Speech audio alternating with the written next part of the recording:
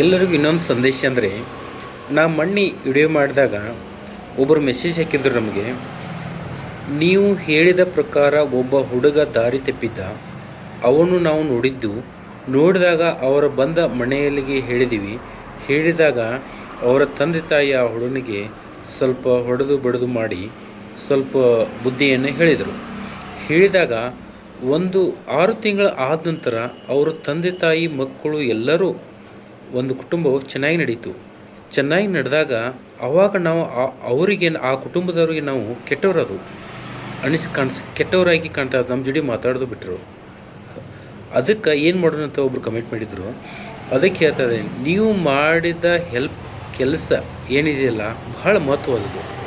ಆ ಮಹತ್ವ ನಿಮಗೆ ದೇವರು ಒಂದು ನಿಮ್ಮ ಕುಟುಂಬಕ್ಕಾಗಲಿ ನಿಮಗೆ ಅಲ್ಲಿ ಒಳ್ಳೆಯ ಆಶೀರ್ವಾದ ಮಾಡ್ತಾನೆ. ಅದು 100% ಕರಿ. ನಂಬಿಕೆ ಇಡ್ರಿ ದೇವ್ರ ಮೇಲೆ, 100% ಆಗುತ್ತೆ ಅಂತ ನಾನು ಹೇಳುತ್ತಾ ಇವತ್ತಿನ ಸಂಚಿಕೆ ನಮಸ್ಕಾರ.